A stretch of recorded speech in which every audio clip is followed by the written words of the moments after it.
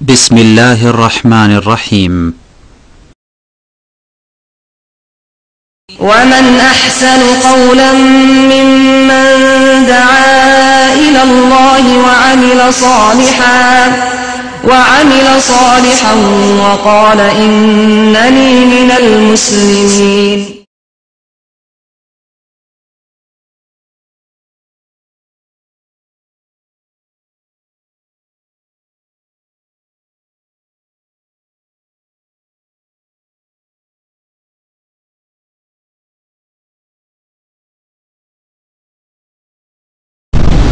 السلام عليكم ورحمة الله وبركاته.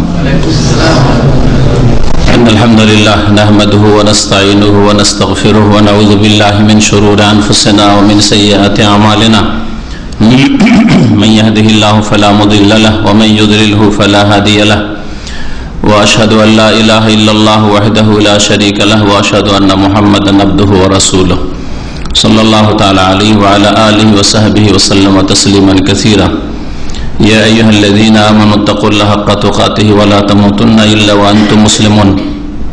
يا أيها الناس اتقوا ربكم الذي خلقكم من نفس واحدة وخلق منها زوجها وبث منهما رجالا كثيرا ونساء واتقوا الله الذي تساءلون به والأرحام إن الله كان عليكم رقيبا.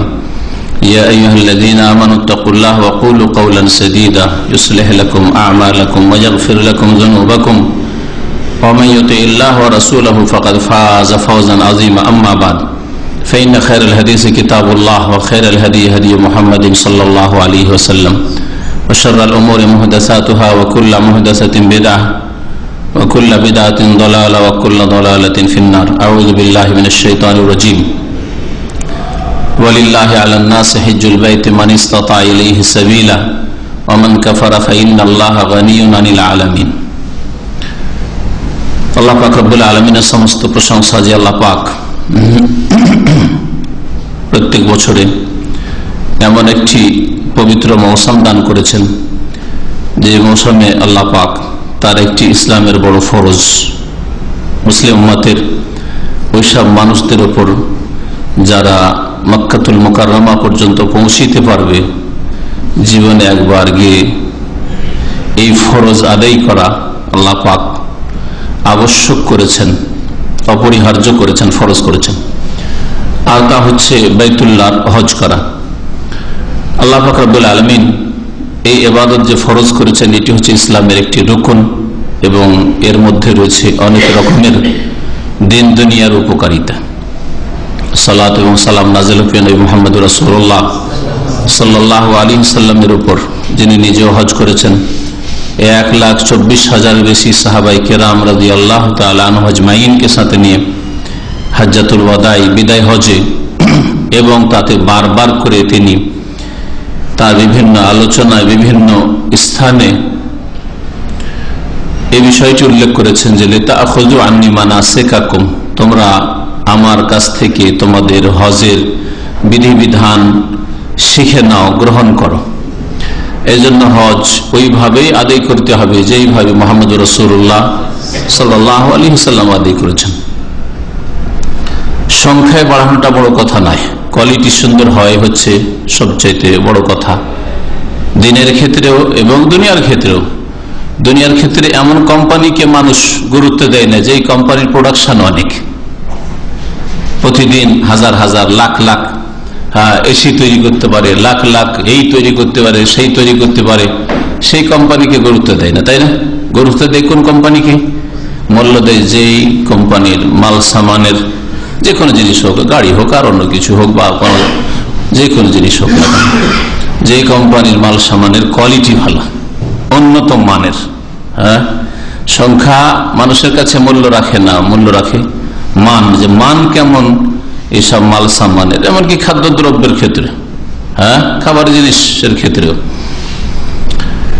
তো ওই রকমই দিনের ক্ষেত্রে আল্লাহ পাক রব্বুল আলামিনের কাছে গুরুত্ব রয়েছে যে কে কত সুন্দর আমল করে, কে কত বেশি আমল করে কথা নাই, কে কত সুন্দর সালাত আদায় করে, নামাজ পড়ে, কে কত বেশি নামাজ পড়ে কথা নাই। যে দিনে অমুক ব্যক্তি দিন রাত মিলিয়ে 300 রাকাত নামাজ পড়ে, অমুক এক রাতে 100 রাকাত নামাজ পড়তো, অমুক 200, অমুক 300, অমুক জীবনে তার 60 বার হজ করেছে, হ্যাঁ 100টা উমরা করেছে, 1 সফরে গিয়ে 5টা উমরা করে এসছে।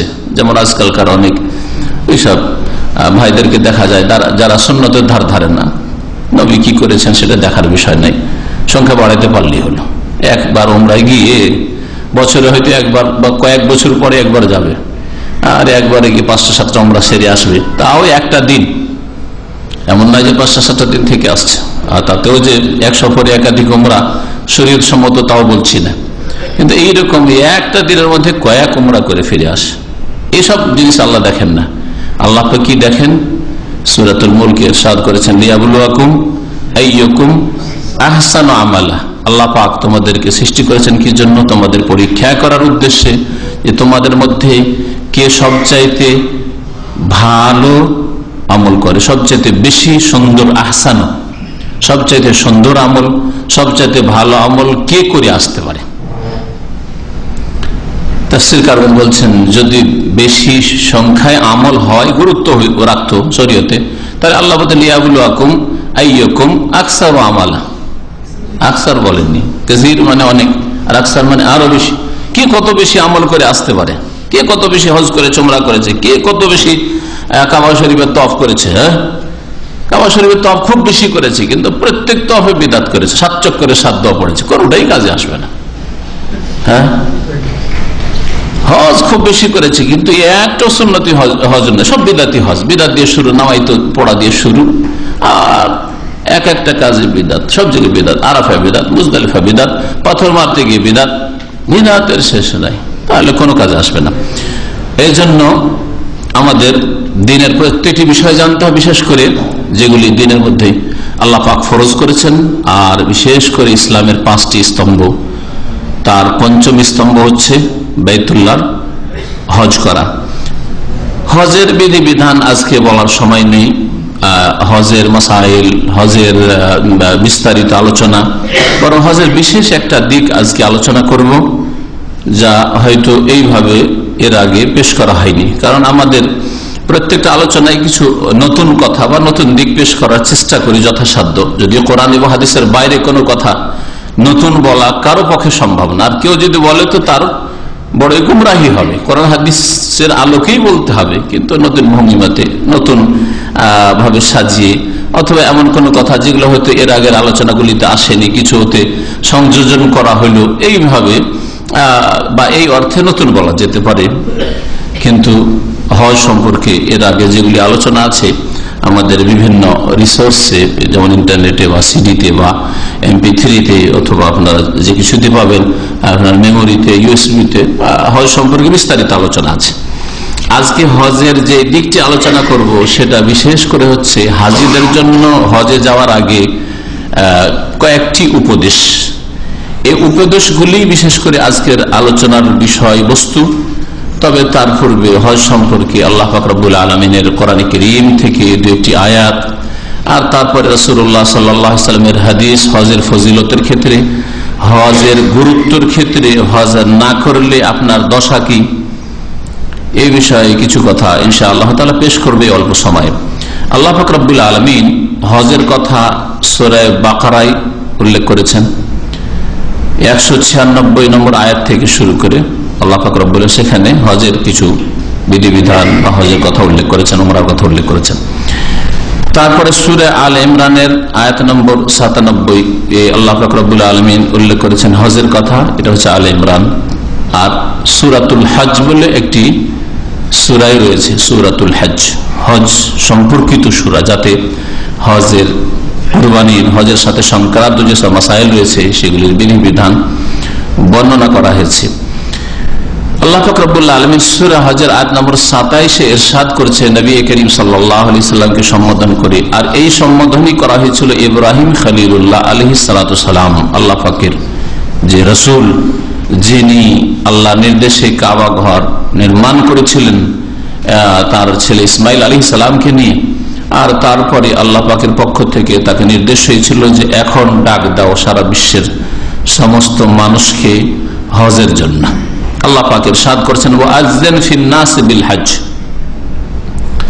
হে নবী মুহাম্মদ সাল্লাল্লাহু আলাইহি ওয়াসাল্লাম, মানব জাতির সামনে হজের ঘোষণা করে দাও, হজের এলান করে দাও, হজ সম্পর্কে তাদেরকে জানিয়ে দাও। ওয়াআযযিন ফিন নাস বিল হজ, এই আযযিন থেকে হচ্ছে আজান, এই জন্য সালাতের ঘোষণা যে নামাজের ওয়াক্ত প্রবেশ করেছে, নামাজের সময় হয়ে গেছে, এই কথা জানানোর জন্য যে ঘোষণা করা হয় বিশেষ বিশেষ বাক্য দ্বারা, কালেমা দ্বারা, যা নবী করিম সাল্লাল্লাহু আলাইহি ওয়াসাল্লাম থেকে প্রমাণিত, তার নাম হচ্ছে আজান। ওয়াআযযিন ফিন নাস বিল হজ, মানব জাতিকে হজ সম্পর্কে জানিয়ে দাও, হজের ঘোষণা করে দাও মানুষের সামনে। ইয়াতুকা রিজালান, তারা অনেকে হেঁটে আসবে, পায়ে আসবে। রিজালান, রিজল মানে পা, রিজালান মানে পায়ে হেঁটে আসবে, রাজেলের বহুবচন। ওয়ালা কুল্লি দামিরিন, আর অনেকে জীর্ণ শীর্ণ দুর্বল উটের পিঠে চেপে আসবে, অনেকে উটের পিঠে চেপে আসবে। বিশেষ করে দুর্বল উটের কথা আল্লাহ এই জন্য বলেছেন যে দূর দূরান্ত থেকে মানুষরা প্রাচীন যুগে যেই সময়গুলিতে হজ ফরজ হয়েছে সেই সময় থেকে শুরু করে দীর্ঘ 1200-1300 বছর পর্যন্ত, এই শতাব্দী পর্যন্ত বললে চলে, অধিকাংশ মানুষ উটের পিঠে দূর দূরান্ত থেকে চেপে হজে আসতো, তাই না? এই জন্য আল্লাহ পাক রব্বুল আলামিন এই দুর্বল উটের কথা উল্লেখ করেছেন। আর দূর দূরান্ত থেকে উট যদি আসে তাহলে স্বাভাবিক দুর্বল হবে, সফরের কারণে যেমন মানুষ দুর্বল হয় তেমন অন্যান্য প্রাণীও দুর্বল হয়, মেহনত পরিশ্রম হলে, কষ্ট হলে, খাদ্যের অভাব হলে, ইত্যাদি ইত্যাদি। তো আল্লাহ পাক যেন দুর্বল উটের কথা উল্লেখ করেছেন যে ওর দুর্বল হয়ে গেলেও উটের পিঠে চেপে দূর দূরান্ত থেকে মানুষ ছুটে আসবে হজের জন্য। তো কেউ উটের পিঠে চেপে আসবে, কেউ পায়ে হেঁটে আসবে। ইয়াতিনা মিন কুল্লি ফাজ্জিন আমিক, পৃথিবীর বিভিন্ন এলাকা থেকে, আনাজ কানাজ থেকে, সারা বিশ্ব থেকে, ফাজ্জিন আমিক দূর দূরান্ত থেকে লোকেরা হজ যে ছুটে আসবে। আর দেখুন আজকে হজে জাপানের লোক আছে, কোরিয়ার লোক আছে, ফিলিপাইনের লোক আছে, হ্যাঁ, কোথায় রাশিয়া, উজবেকিস্তান, আজারবাইজান, কোথায় আপনার কানাডা, আমেরিকা, সারা বিশ্বের মানুষ সেখানে আপনি পাবেন। ইয়াতিনা মিন কুল্লি ফাজ্জিন আমিক লিয়াশহাদু মানাফিআ লাহুম, যাতে করে তারা তাদের বহু উপকারিতার কাজে উপস্থিত হয়। তাহলে আল্লাহ পাক এতে বলছেন যে এই হজে বহু উপকারিতা আছে, বহু লাভ আছে।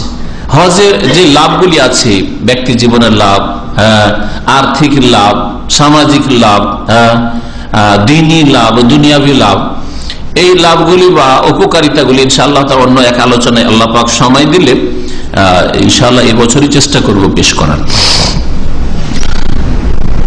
আল্লাহ পাক রব্বুল আলামিন তাহলে হজের ঘোষণা করতে বলেছেন, যেমন ইব্রাহিম আলাইহিস সালামকে আল্লাহ ঘোষণা করতে বলেছেন, তেমনি মুহাম্মদ রাসূলুল্লাহ সাল্লাল্লাহু আলাইহি ওয়াসাল্লামের উপর এই আয়াত নাযিল করে হজের ঘোষণা করতে বলেছেন। হজ নবী করিম সাল্লাল্লাহু আলাইহি ওয়াসাল্লামের উপর ফরজ করা হয়েছে বা তার উম্মতের ফরজ করা হয়েছে 10ম হিজরির প্রথম দিকে অথবা 9ম হিজরিতে হজ ফরজ করা হয়েছে। আর হজ ফরজ হওয়ার পরে নবী করিম সাল্লাল্লাহু আলাইহি ওয়াসাল্লাম বিলম্ব করেননি, হজে গিয়েছেন। এটাই হচ্ছে সঠিক মত। আর যারা বলেছেন যে না, হজ অনেক আগে 2য় 3য় হিজরিতে অথবা কিছু ফরজ হয়েছে মক্কা বিজয়ের পূর্বে, তাদের কথা ঠিক নাই। কারণ মক্কাই যখন কাফেরদের দখলে, তাহলে সেখানকার হজ করা, বাইতুল্লাহর হজ করা কি করে আল্লাহ ফরজ করতে পারেন, যেটা মুসলিমদের সাধ্যে নেই। এই জন্য ওই মতটি ঠিক নাই। আর এটা কি করে হতে পারে যে নবী করিম সাল্লাল্লাহু আলাইহি ওয়াসাল্লামের উপর হজ এত আগে ফরজ হয়ে যাবে আর এরকম লেট করবেন, এটা হতে পারে না। যেই বছরই হজ ফরজ করা হয়েছে তারপরে নবী করিম সাল্লাল্লাহু আলাইহি ওয়াসাল্লাম হজের জন্য প্রস্তুতি নিয়েছেন, হজে গিয়েছেন। হজ জীবনে আল্লাহ পাক রব্বুল আলামিন একবার ফরজ করেছেন, এই মর্মে কয়েকটি হাদিস রয়েছে। একটি হাদিস শোনাই, যে হাদিসটি সহিহ মুসলিমে রয়েছে, অন্যান্য হাদিসেও রয়েছে। খাতাবানা রাসূলুল্লাহ সাল্লাল্লাহু আলাইহি ওয়াসাল্লাম, রাসূলুল্লাহ সাল্লাল্লাহু আলাইহি ওয়াসাল্লাম আমাদের সামনে খুতবা দিলেন, মানে বক্তব্য করলেন। খুতবা মানে বক্তব্য, খুতবা মানে মন্ত্র নয়, যেমন বিদাতি ভাইরা অনেকে মনে করে খুতবা মানে জুমার খুতবা, ঈদের খুতবা, এগুলি হচ্ছে খুতবা। আর ওয়াজ মাহফিলের বক্তব্য ওইটা খুতবা নয়, ওটা হলো বক্তব্য। সেই জন্য জুমার খুতবা আর ঈদের খুতবাটা মন্ত্রে হইতে হবে, আরবিতে হইতে হবে, বাঙালিদের মাঝেও আর অন্যদের মাঝে বুঝে না কিছুই, তারপর আরবিতে হইতে হবে। এই জেহালতের কারণে জাতিকে জেহালত অজ্ঞতায় রেখেছে ভুল ফতোয়া দিয়ে। রাসূলুল্লাহ সাল্লাল্লাহু আলাইহি আমাদের মাঝে বক্তব্য দিলেন, খুতবা দিলেন মানে বক্তব্য দিলেন, আর বললেন ইয়া আইয়ুহান নাস, হে মানুষ, হে লোকেরা, ইন্নাল্লাহ কাতাবা আলাইকুমুল হাজ্জা, নিশ্চয়ই আল্লাহ পাক রব্বুল আলামিন হজ ফরজ করেছেন। অন্য হাদিসে রয়েছে ইন্নাল্লাহ কাদ ফারাদা আইয়ুহান নাস কাদ ফারাদাল্লাহু আলাইকুমুল হাজ্জ, আল্লাহ পাক রব্বুল তোমাদের উপর হজকে ফরজ করেছেন। ফারাদা শব্দ দিয়ে এসেছে আর কাতাবা শব্দ দিয়ে, কাতাবা মানে ফরজ করা। ফাহুজ্জু, সুতরাং তোমরা হজ করো। ফাকালা রাজুলুন, একজন লোক বলল, সহিহ মুসলিম আছে একজন, কোন একজন লোক বলল, কোন এক সাহাবী, কিন্তু অন্যান্য রিওয়ায়াতে রয়েছে ওই সাহাবীর নাম ছিল আকরা বিন হাবিস। তিনি বললেন যে আফিকুল্লি আমিন ইয়া রাসূলুল্লাহ, এই হজ কি প্রত্যেক বছর করা ফরজ? নবী করিম সাল্লাল্লাহু আলাইহি সাল্লাম চুপ থাকলেন। তারপরে তিনবার করে লোক জিজ্ঞেস করছে আফিকুল্লি আমিন ইয়া রাসূলুল্লাহ, আফিকুল্লি আমিন ইয়া রাসূলুল্লাহ, প্রত্যেক বছর হজ ফরজ নাকি? হাত্তা কালাহা সালাসান, তিনবার যখন বলা হয়ে গেছে, ফাকালা রাসূলুল্লাহ সাল্লাল্লাহু আলাইহি ওয়াসাল্লাম, রাসূলুল্লাহ বলেন লাউ কুলতু নাম লা ওয়াজাবাত, আমি যদি হ্যাঁ বলে দিতাম তাহলে তা প্রত্যেক বছর ফরজ হয়ে যেত। হ্যাঁ বলে দিতাম তাহলে প্রত্যেক বছর ফরজ হয়ে যেত। তাহলে ফরজ করা কি নবীর ইখতিয়ারে না আল্লাহর ইখতিয়ারে? আল্লাহর ইখতিয়ারে। তো নবী যে বলছে আমি হ্যাঁ বললে ফরজ হয়ে যেত। একদল বলছেন যে মৌলিক বিষয়গুলি আল্লাহ পাক রব্বুল আলামিনের পক্ষ থেকে ফরজ করা হয়েছে, নবী করিম সাল্লাল্লাহু আলাইহি সাল্লামকে কিছু ক্ষেত্রে ইখতিয়ার দেওয়া হয়েছে, কিন্তু এই মতটি ভুল। এই হাদিস থেকে পেশ করে আমি হ্যাঁ বললে ফরজ হয়ে যেত। হজ আল্লাহ ফরজ করেছেন, কিন্তু জীবনে একবার না বছরে, প্রতি বছরে একবার। এটা হজ ফরজ হওয়ার পরের মশলা, তাই না? হজ আল্লাহর পক্ষ থেকে ফরজ, কিন্তু জীবনে একবার না বছর একবার না 5 বছরে একবার, এটা নবীর উপর ছেড়ে দেওয়া হয়েছে। এই হাদিসের আলোকে একদল এরকম ব্যাখ্যা করেছেন, কিন্তু এটা ভুল। আর একটা সুন্দর চমৎকার ব্যাখ্যা করা হয়েছে, সবচেয়ে ভালো, যে নবী বলছেন যে আমি যদি হ্যাঁ বলতাম তো ফরজ হয়ে যেত। বড় কোনো ব্যক্তিত্বের, তার চাইতে বড় ব্যক্তি মান সম্মান রক্ষার জন্য কথা রেখে দেয়, করে না এরকম? আপনাকে আপনার কফিল খুব ভালোবাসে, মালিক খুব ভালোবাসে, কারণ আপনি একজন টেকনিশিয়ান অথবা আপনি একটা গুরুত্বপূর্ণ ব্যক্তি, আপনার কোম্পানিতে আপনার দ্বারা অনেক কাজ হচ্ছে, আপনি আগে বেড়ে মালিকের পারমিশন না নিয়ে একটা কাজ করে দিয়েছেন, একটা সিদ্ধান্ত নিয়ে নিয়েছেন। মালিক চিন্তা করলো যদি এটাকে আমি নাকচ করে দিই তাহলে এটা ঠিক হবে না।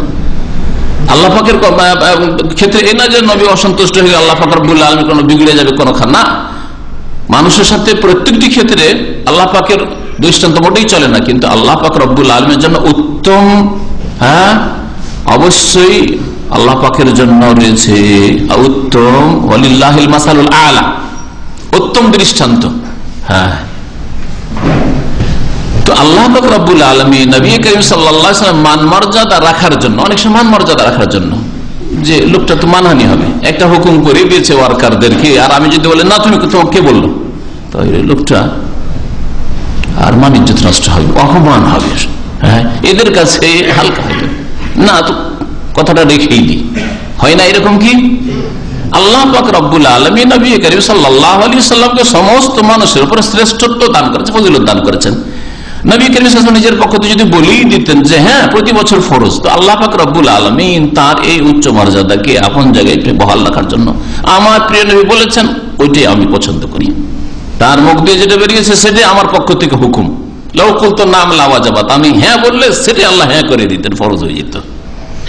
আর তখন তোমরা কখনো পারতেন না। 10 বছর 15 বছর সৌদি আরবে থাকা হয়ে গেল, গাড়ি বাড়ি কত কি করা হয়ে গেল, এখন ওই ছোট হজ করে বসে আছে।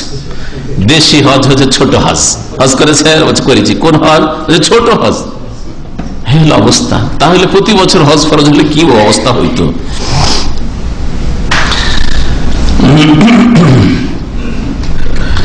আল্লাহ পাক রব্বুল আলামিন জীবনে একবার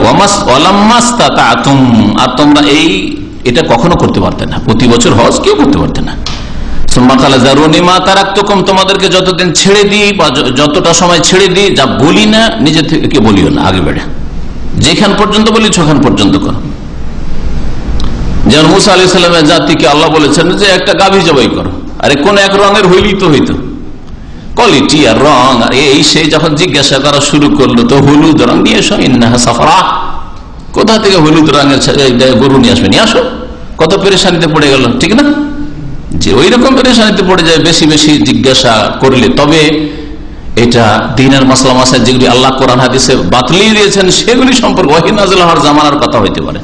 তারপরে এমন প্রশ্ন, কাল্পনিক প্রশ্ন, যদি এরকম হয়, সাপোজ ধরে নেন যদি এরকম হয়, যেমন ধরেন কোন এক মূর্খ, আমি আমার স্ত্রীকে একটু সন্দেহ সন্দেহ লাগছে, যদি কোনো পুরুষ আমার বাড়িতে দেখে নিই তাহলে কি করব, এইরকম প্রশ্ন করা জায়েজ নাই। যদি এইরকম প্রশ্ন করলে বিপদ আসতে পারে। আর হয়েছে সাহাবায়ে কেরামদের জামানায় এরকম দুর্ঘটনা। হ্যাঁ, যতক্ষণ ঘটেনি আপনি কাল্পনিক জিজ্ঞেস করবেন না। আমার বাড়িতে যদি অপর পুরুষ দেখেনি তা আমার স্ত্রী কি করতে পারি, মারধর করতে পারবো, হাত পা ভাঙতে পারবো না, এইরকম প্রশ্ন করবেন না। যখন ঘটবে তখন জিজ্ঞেস করবেন, আল্লাহ না করে ঘটে।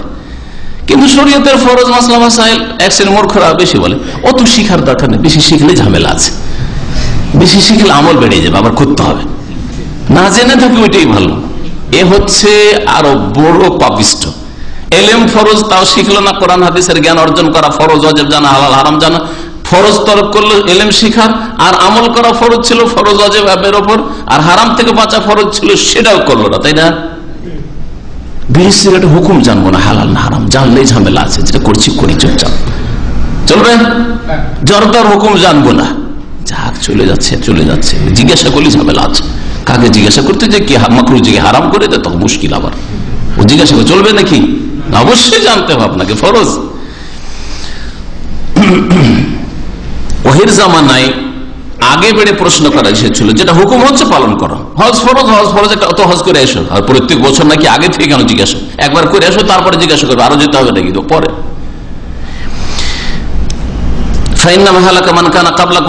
তোমাদের পূর্বের লোকেরা ধ্বংস হয়েছে কিন্তু বিকাশাতে সওয়ালিহিম, তাদের বেশি বেশি জিজ্ঞাসাবাদের জন্য, ওয়াখতিলাফিহিম আলা আমবিহিম, নবীর একটা কথা বললো আর উল্টো পাল্টা করা শুরু করলো, তার কারণে কিন্তু ধ্বংস হয়েছে। ফাইজা আমারতুকুম বিশাইইন, কোন কাজের হুকুম দিলে ফাতু মিনহু মাসতাতাতুম, যদি নির্দেশ দিই যথাসাধ্য পালন করো, ওয়াইজা নাহাইতুকুম আন শাইইন, আর কোনো কিছু সম্পর্কে নিষেধ যদি করি ফাদাউহু, তাহলে অবশ্যই, তাহলে নিষেধ করলে ছাড়া ফরজ, ওই ক্ষেত্রে যথাসাধ্য ছাড়ো নাই, আর আদেশ করলে যথাসাধ্য পালন করো, দুটোতে পার্থক্য আছে। দুটো উদাহরণ দিই তাহলে বুঝতে পারবেন। আল্লাহ পাক কোরআনে তাহাজ্জুদের কথা বলেছেন না বলেন নাই? হ্যাঁ, নবী তাহাজ্জুদ পড়েছেন না পড়েননি? এটা হুকুম, তাই না? তাহাজ্জুদ পড়ো, হ্যাঁ, তাহাজ্জুদ পড়ার প্রশংসা, তাই না? হুকুম দেওয়া হয়েছে যথাসাধ্য পালন করো, এমনকি ফরজ নামাজের হুকুম করা হয়েছে, তাই না? যথাসাধ্য পালন করো, যথাসাধ্য পালন করো। আপনার সাধ্যে যদি দাঁড়িয়ে থাকে দাঁড়িয়ে করো, না দাঁড়াইতে পারছেন না বসে নামাজ পড়েন, বসে পারছেন না শুয়ে পড়েন, শুয়ে নামাজ নড়াচড়া করতে পারছেন না, হাত নাড়াইতে পারছেন না, চোখের ইশারায় পড়েন। হ্যাঁ, যুদ্ধের মাঠে দৌড় দিতে দিতে পড়েন, আছে না নেই যুদ্ধের মাঠের নামাজ? তাহলে হচ্ছে যথাসাধ্য পালন করো, নির্দেশ যেহেতু নামাজ যথাসাধ্য পালন করো। রোজা ফরজ এরকমই, যখন বেহুশ হয়ে গেছো আর পারবে নামাজ পড়তে, হ্যাঁ, ফাতু মিনহু মাসতাতাতু, যথাসাধ্য। এখন সাধ্যে নেই, কারণ তোমার চোখের পাতাও নড়বে না, সুতরাং বেহুশ হয়ে গেছো আর নামাজ ফরজ নেই। এর বুঝতে পারলেন উদাহরণ? রোজা পারলে রাখতে হবে। মুসাফির অসুস্থ, তাহলে অন্য সময় রাখিয়ে, না একবার স্থায়ী অসুস্থ, তাহলে ফিদিয়ে দিয়ে করে মেশিন খাওয়াই দিও, আছে না নেই? তাহলে ইতিবাচক যেগুলি হুকুম সেই ক্ষেত্রে শরীয়তের বিধান হচ্ছে যথাসাধ্য পালন করো। কোন ব্যক্তি যদি বলে যে আমি নামাজ পড়তে পারছি না, সে মিথ্যুক কিনা? হ্যাঁ, যতক্ষণ হুশে আছে মিথ্যুক। বেহুশ হয়ে যাওয়ার পরে যদি বলে যে এক নামাজ পড়তে পারছি না, হুশ চলেছে তো কথা বলছে, তাই না? কথা যখন বলছে হুশ এসছে, তাহলে তখন নামাজ ফরজ। নিষেধের ক্ষেত্রে কেউ যদি বলছে ভাই আমি জর্দা ছাড়তে পারছি না, নিষেধের ক্ষেত্রে উদাহরণ দেন, ভাই বিড়ি সিগারেট আমি ছাড়তে পারছি না, হস্তমৈথুন আমি ছাড়তে পারছি না, একজনের সাথে এক মহিলার সাথে প্রেম হয়ে গেছে আমি ছাড়তে পারছি না, টেলিফোন না করলে প্রেশান হয়ে যায়, ছাড়তে পারছি না, তো কি বলবেন? যথাসাধ্য চেষ্টা কর বলবেন নাকি? নবী কি বলছেন? ওয়াইজা নাহাইতুকুম আন শাইইন, কোন কথা কোন কাজ থেকে নিষেধ করলে কি করো? ফাদাউহু, অবশ্যই ছাড়ো। সেক্ষেত্রে যথাসাধ্যের কথা নেই, অবশ্যই সাধ্যে আছে। অবৈধ প্রেম ছেড়ে বিবাহ করা অবশ্যই সাধ্যে আছে। বিকল্প আল্লাহ পাক দিয়েছেন, পাক পবিত্র। হ্যাঁ, জর্দা ছেড়ে দিয়ে আর কিছু চাবান, আর কিছু খান। হ্যাঁ, বিড়ি সিগারেট ছেড়ে দিয়ে আরো আল্লাহ পাক হালাল বউ রেখেছেন, ফলমূল কত কি রেখেছেন, সেগুলি খান পান করেন। আল্লাহ পাক রব্বুল আলামিন মানুষের সাধ্যে রেখেছেন। এই জন্য এই ক্ষেত্রে চলবে না ওইসব হারাম খাওয়া লোকদের, হারাম কাজ করা লোকদের যে ভাই ফিলিং দেখো অভ্যাস হয়ে গেছে, ছাড়তে পারছে না, চেষ্টা অনেকবার করছে, মেঘটুকেরা। হ্যাঁ, আর এটা হচ্ছে এই হাদিস বিরোধী। তাহলে এই একটা হাদিসের দর্শ যদি ঠিকভাবে মনে রাখেন, আল্লাহর যে নির্দেশ সেই ক্ষেত্রে যথাসাধ্য পালন করতে হবে। পানি আছে উঁচু করতে হবে, তেমন চলবে না। জানাজার ফটো জানাজার জামাত ছুটে যাচ্ছে, তেমন করে দিল দৌড় বিদাতিরা, না জায়েজ নাই। দ্বিতীয়বার জানাজা পড়ে, তৃতীয়বার পড়েন, কিন্তু পানি নেই, তখন ফাতু মিন মাসতাতাতুম, পবিত্রতা নির্দেশ যথাসাধ্য পালন করে। এখন সাধ্যে আছে মাটি, মাটি দিয়ে তেমন করো, মাটিও নেই পানিও নেই, বিনা উযুতে বিনা তায়াম্মুমে নামাজ মাফ নেই। বুঝতে পারছেন এবারে? কিন্তু নিষেধের ক্ষেত্রে এটা চলবে না যে এটা পারছি না, এটা পারছি না, আমি দাড়ি ছাড়তে পারছি না, দাড়ি কাটা নিষেধ, সুতরাং এটা চলবে না, দাড়ি ছাড়তে পারছি না। আপনি বলেন সাময়িক আমি ঋণী আছি, আমি এইরকম চাকরিতে মজবুর হয়ে গেছি, আল্লাহ পাকের কাছে দোয়া করেন, আল্লাহ পাক রব্বুল আলামিনের জন্য ওমাইয়াত্তাকিল্লাহ ইয়াজআল লাহু মাখরাজ, অবশ্যই আল্লাহ পাক রাস্তা বের করবেন। কে বললো রাস্তা নেই? অবশ্যই রাস্তা আছে। আল্লাহ খাঁটি বান্দাদের জন্য অবশ্যই ভালো রাস্তা আছে, কিন্তু ভালো রাস্তায় আসলে যেতে অন্তরের সততা নেই। অন্তরের ইখলাস যদি থাকে তো আল্লাহ পাক রব্বুল আলামিন একটু বিলম্ব হইলেও রাস্তা প্রশস্ত করে দেবেন। তারপরে নবী করিম সাল্লাল্লাহু আলাইহি ওয়াসাল্লাম বলেছেন, আল হজ্জ মাররা, হজ হচ্ছে জীবনে একবার, ফামান যাদা ফাহুয়া তাতাওয়ু, এর বেশি কেউ যদি করে সবগুলি নফল হবে। জীবনে একবার হজ ফরজ, সাবালক হওয়ার পরে একবার যদি হজ করে, নিজের খরচ হোক আর অন্য কারো খরচে হোক, বাপের খরচে, বাপ সাথে করে নিয়ে চল 15 বছর 16 বছর বয়সে, আপনার জীবনের ফরজ আদায় হয়ে গেছে। নবী করিম সাল্লাল্লাহু আলাইহি ওয়াসাল্লাম তাড়াতাড়ি হজ করতে বলেছেন যাদের হজ করার তৌফিক আছে। এই মর্মে দুটি হাদিস রয়েছে, তাআজ্জালু ইলাল হজ, নবী সাল্লাল্লাহু আলাইহি ওয়াসাল্লাম বলছেন যে তোমরা হজের জন্য তাড়াতাড়ি করো, জলদি করো। ফাইন্না আহাদাকুম লা ইয়াদরি মা ইয়ারিজু লাহু, কারণ তোমাদের কেউ জানে না যে আগামী দিনে কি হবে। মুসনাদ আহমদের হাদিস, হাদিসটিকে সহিহ বলেছেন আল্লামা নাসির আলবানী এবং তার এক মুহাদ্দিস, হাদিস সহিহ। নবী করিম সাল্লাল্লাহু আলাইহি ওয়াসাল্লাম আরেকটা হাদিস মুসনাদ আহমদ ইবনে মাজাহতে রয়েছে, মান আরাদাল হজ্জ ফালিয়াতাআজ্জাল, কেউ যদি হজ করতে চায় তো তাড়াতাড়ি করুক, জলদি করুক। কেন? ফাইন্না কাদ ইয়ামরাদুল মারিজ, হতে পারে যে এই ব্যক্তি এই বছরে সুস্থ আছে, আগামী বছর অসুস্থ হয়ে পড়বে। ওয়াতাদিল্লু দাল্লা, হতে পারে যে সওয়ারি বাহন হারিয়ে যাবে, বাহন থাকবে না, নেই, বাস সার্ভিস নেই। হ্যাঁ, এই বছর আর হজের কোন সুযোগ নেই, পারমিশন নেই, তসরিহ নেই। খবর আছে লোকাল হজ 50% কমিয়ে দেওয়া হয়েছে এই বছরে, আজকের পত্রিকায় পড়লাম। আর বিদেশি হজ, ইন্টারন্যাশনাল হাজিদের 20%, 20% কমিয়ে দেওয়া হয়েছে। তাহলে ধরেন এখান থেকে যদি 10 লাখ হজ করতো তো 5 লাখ, 5 লাখ করতো তো 2.5 লাখ, ওতে আপনি হয়তো আর চান্স পাবেন না। গত বছর আরো 5 বছর আগে 1000 রিয়ালে হজ হইতো, আরো সস্তা, আরো 5 বছর আগে আরো সস্তায় 200-500 রিয়ালে হজ হইতো। এখন 5000 রিয়ালেও আপনার হজ হচ্ছে না। হতে পারে যে তোমার কাছে বাহনের ব্যবস্থা না থাকতে পারে, টিকিটের ব্যবস্থা না থাকতে পারে, ওয়াতারিজুল হাজা, এর চাইতে বেশি প্রয়োজন পড়ে যেতে পারে, অন্য প্রয়োজন পড়ে যেতে পারে, বিবির অপারেশন অনেক টাকা খরচ, মা বাবার অপারেশন অনেক খরচ, হ্যাঁ, ইত্যাদি ইত্যাদি, আরো কোনো সমস্যা হয়ে গেছে। হজ সম্পর্কে হজের যে তাগিদ রয়েছে, হজ না করলেই বড়ই গুনাহগার হয়ে পড়বে, কাবিরা গুনাহ, কারণ এটা হচ্ছে ইসলামের স্তম্ভ। আর হজ কি অবহেলা যদি করে, এমন যারা হজ করেছে এমন কি করেছে, আর আমি না করলেই বা এমন কি অপরাধ করলাম, অথচ সচ্ছল, তাহলে কুফরির আশঙ্কা আছে। আর যে অস্বীকারী সে কাফের সর্বসম্মতিক্রমে, বিল ইত্তেফাক, ইজমা রয়েছে। এই মর্মে আয়াত দলিল কোরআনে কারীমের সূরা আলে ইমরান আয়াত নম্বর 97, আল্লাহ পাক বলেছেন ওয়ালিল্লাহি আলান নাস, আল্লাহ পাকের জন্য হজ, দুনিয়ার গরজে নয়। ওই সব মানুষদের উপর হিজ্জুল বাইত, বাইতুল্লাহর হজ করা ফরজ, মানিস্তাতা ইলাইহি সাবিলা, যার কাছে বাইতুল্লাহ পর্যন্ত পৌঁছার ব্যবস্থা আছে। ওমান কাফারা, তারপর আল্লাহ কি বলছেন, যেই ব্যক্তি কুফরি করবে হজের হুকুম করে, যে পৌঁছতে পারবে হজ ফরজ আল্লাহর জন্য। তারপর আল্লাহ বলছেন ওমান কাফারা, যে কুফরি করবে ফাইন্নাল্লাহা গানিয়ুন আনিল আলামিন, তাহলে সেই কুফরি করার লোককে জেনে রাখা উচিত যে আল্লাহ পাক বিশ্ব জাহানের সমস্ত সৃষ্টি থেকে অমুখাপেক্ষী, কারো মুখাপেক্ষী নন, কারো হজের মুখাপেক্ষী নন, কারো কুরবানির মুখাপেক্ষী নন, কারো আরাফা আর মুজদালিফা আসার মুখাপেক্ষী নন আল্লাহ পাক রব্বুল আলামিন, কারো বাইতুল্লাহর তাওয়াফ করতে আসুক এর মুহতাজ আল্লাহ পাক রব্বুল আলামিন নন। ফাইন্নাল্লাহা গানিয়ুন আনিল আলামিন, তুমি হজ করে আল্লাহ পাকের কিছু করে দিলে, আল্লাহ পাকের দিনকে শক্তিশালী করলে, এইসব তোমার ভ্রান্ত ধারণা যদি মনে করো, তুমি তোমার কল্যাণের জন্য হজ করেছো, আল্লাহ পাকের জন্য করেনি, আল্লাহ পাকের দিনের জন্য করেনি, তোমার জন্য করেছো তুমি।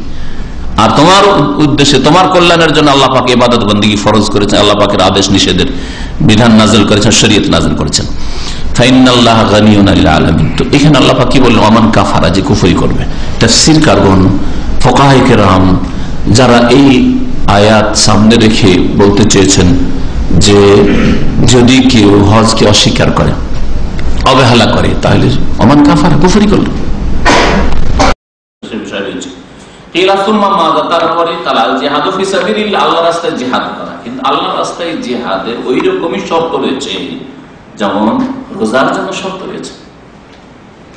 একটা লোক যদি সফরে খুব বেশি কষ্ট হয় আর রোজা রাখে, তো নেকি হবে না গুনাহ হবে? একটা লোক খুব অসুস্থ, রোজা রাখতে মোটেই পারছে না, বড়ই কষ্ট হচ্ছে, তারপরে যদি রোজা রাখে, তো নেকি হবে না গুনাহ হবে? এটা কোন মৌখিক কথা নাই। নবী করিম সাল্লাল্লাহু আলাইহি ওয়াসাল্লাম একবার সফরে কিছু সাহাবায়ে কেরাম বেহুশ হতে যাচ্ছে, পড়ে গেছে, আর লোকে চোখে মুখে পানি দিচ্ছে, একটু পানি খাওয়াচ্ছে, এই অবস্থা, আর রোজা ছাড়ছে না। নবী সাল্লাল্লাহু আলাইহি ওয়াসাল্লাম লাইসা মিনাল বির আস-সিয়ামু ফিস সাফার, সফরে রোজা রাখা কোনো নেকির কাজ নয়। রোজা তো ফরজ, কিন্তু তার শর্ত যেহেতু পুরা নাই যে আপনাকে মুকিম হইতে হবে, বাড়িতে হইতে হবে। সফরে থাকলে আর কষ্ট হলে, বিশেষ করে সফরে থেকে যদি নরমাল সফর হয় রোজা রাখতে পারে, ছাড়তে পারে, কিন্তু যদি কষ্টকর সফর হয় তাহলে রোজা রাখা গুনার কাজ, এই হাদিস প্রমাণ করে। তাহলে রোজার জন্য যদি শর্ত থাকে, তো জিহাদের জন্য শর্ত নাই। জিহাদের জন্য প্রথম শর্ত হচ্ছে ইন্নামাল ইমামু জুন্নাহ, ইমাম সরকার হচ্ছে ঢাল কর্ম, সে প্রতিরক্ষার ব্যবস্থা করবে। আর এটা মোল্লা হুজুরের ফতোয়া দিয়ে জিহাদ হয় না। হ্যাঁ, যদি সরকার না বলে, তো কোন আলেম, কোন মুফতির ফতোয়া দিয়ে জিহাদ হয় না। যারা বলে কোন মুফতির ফতোয়া দিয়ে জিহাদ হয়, তারা বিভ্রান্ত, তারা গুমরাহ, এতে কোনো সন্দেহ নেই। নবী করিম সাল্লাল্লাহু আলাইহি ওয়াসাল্লাম একটা হাদিসের অংশ বললাম, ইন্নামাল ইমামু জুন্নাহ, ইমাম সরকার হচ্ছে ঢাল, গরম, ইউকাতালু মিন ওয়ারাইহি, তার পিছনে থেকে লড়াই করতে হবে। কারণ যে সরকার আছে তার কাছে সেনাবাহিনী আছে, তার কাছে প্রতিরক্ষার ব্যবস্থা আছে। একটা দেশের বিরুদ্ধে, একটা শক্তির বিরুদ্ধে কিছু কিছু বল প্রয়োগ করলে যদি পাল্টা আক্রমণ হয়, তাহলে প্রতিরক্ষার ব্যবস্থা নিতে পারবে। কিন্তু আপনাদের মতো ফুটপাতিয়া লোক কি করবে? ফুটপাতিয়া মুফতি কি করবে? যদি ওই যে শক্তির ওপর ওখানে যাবো আমরা, আর যদি ওখান থেকে আক্রমণ হয়, করবেটা কি? যাবে কোথায়? বঙ্গোপসাগরে ঝাঁপ দেওয়া ছাড়া কোন উপায় আছে? বঙ্গোপসাগরে ঝাঁপ দিতে হবে, আত্মহত্যা করতে হবে, আর না হলে কাফেরদের হাতে গিয়ে গোলাম হতে হবে কাফেরদের। তারপরে নবী করিম সাল্লাল্লাহু আলাইহি ওয়াসাল্লামকে জিজ্ঞাসা করা হয়, সুম্মা মাযা, তারপরে কোন আমল সবচেয়ে ভালো? কাল হাজ্জুন মাবরুর, এমন হজ যে হজ আল্লাহর দরবারে মকবুল হয়, যেই হজ হচ্ছে নেকির হজ, যেই হজে গিয়ে কোনো গুনাহ না হয়, যেই হজ মাবরুর হওয়ার লক্ষণ হচ্ছে যে হজ থেকে ফিরে এসে আপনার অবস্থা, ঈমান এবং আমলের অবস্থায় উন্নতি হয়েছে, এসেও হারাম কাজ করছেন, হারাম খাচ্ছেন, হজ থেকে এসেও আপনি এখনো ফজর নামাজটা ঠিক করে পড়তে পারছেন না, তাহলে হজ মাবরুর হয়নি। এটা খারাপ লক্ষণ, হজ কবুল হওয়ার লক্ষণ না। নবী করিম সাল্লাল্লাহু আলাইহি ওয়াসাল্লামের এই হাদিস বুখারী মুসলিমে রয়েছে। আরেকটা হাদিস শোনাই, আর এই দুটি হাদিস আবু হুরায়রা থেকে, বরং আরো একটি হাদিস আবু হুরায়রা রাদিয়াল্লাহু তাআলা আনহু থেকে বর্ণিত রয়েছে হজের ফজিলতে। মান হাজ্জা হাযাল বাইত, এই ঘরের যে হজ করল, ফালাম ইয়ারফুস, আর যৌন সম্পর্কেও কোনো কথা বা কাজ করলো না। স্ত্রীর সাথে বেশ আমল ফুর্তি, আরাফায় আর মুজদালিফায় স্বামী স্ত্রী এসে আর ছবি তুলাতুলি, সাফার উপরে দাঁড়িয়ে আর মারাই দেখবেন এমন ফাসেক হাজিরা আসে, হ্যাঁ স্বামী স্ত্রী, একবার স্ত্রী ও স্বামীর তুলছে ফটো, আর তুলছে, এই করছে, আর না হলে স্বামী স্ত্রী দাঁড়িয়ে গেল, আর কোনো বন্ধুকে দাঁড়িয়ে দিল, আমার স্ত্রী ছবি তুলে দেয়। আউযুবিল্লাহ, এরা হজ করতে এসছে, হতভাগ, পয়সা আছে, ট্যুর করতে চলে এসছে। এরকম আমাদের থাইল্যান্ড ঘুরতে যায়, হ্যাঁ, অনেকে তো বাহারেন ঘুরতে যায়, ওই রকমই এরাও ওই রকমই ঘোরাফেরা আমোদ ফুর্তি করতে এসছে, হজ করতে আসে। যেই ব্যক্তি হজ করলো আর জনসম্পর্কে কোনো কথা কাজ করলো না, অনেক বেহায়া বেপরদা মহিলা হইতে পারে, অনেকে চেহারা খোলা, মনে করছে হেরামের অবস্থায় চেহারা খোলা জায়েজ, কখনো জায়েজ নয় অপর পুরুষের সামনে হেরাম অবস্থায় চেহারা খোলা। তবে চেহারা ঢাকতে হবে ওড়না দিয়ে, ঝুলিয়ে, নেকাব দিয়ে নয়, ফাটলওয়ালা দিয়ে নয়, যেটা অনেক আলেমরাই বুঝে না এই দুটোর মধ্যে পার্থক্য। যার ফলে অনেক আলেমকে দেখা যায় যেহেতু বিবিকে তো দেখানো যাবে না, তখন ওই নেকাব পরি আছে।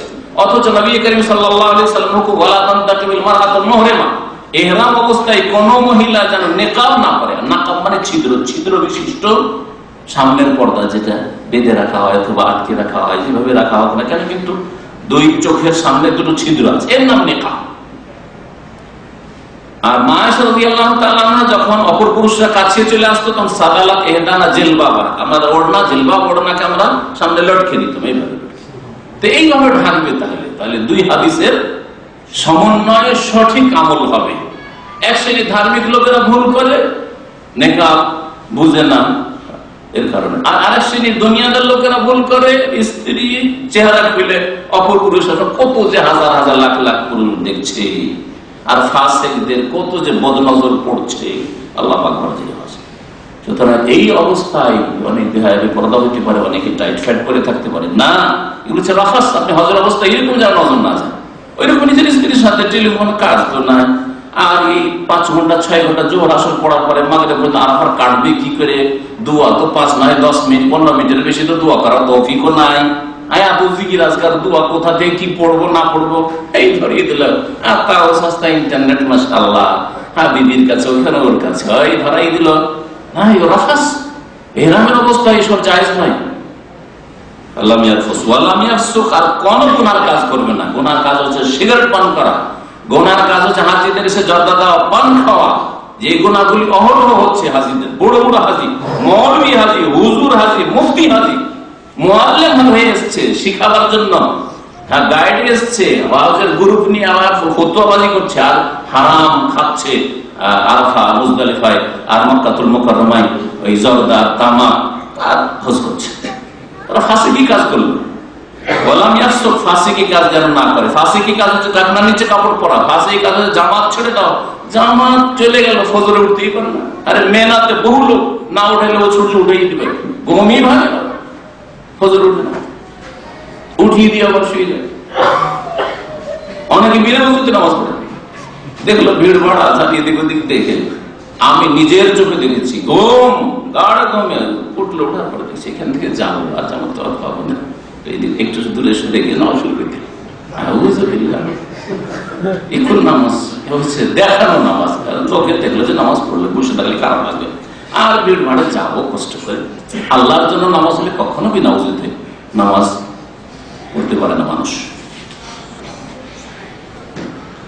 তো যারা ফাসিকি কাজ করবে না, আর কোন জনসম্পর্কীয় কাজ করবে, জনসম্পর্কীয় কাজ কথা এগুলো ফাসিকি, কিন্তু বিশেষ যেহেতু গুনাহ সেজন্য আলাদা করে বর্ণনা করা হয়েছে।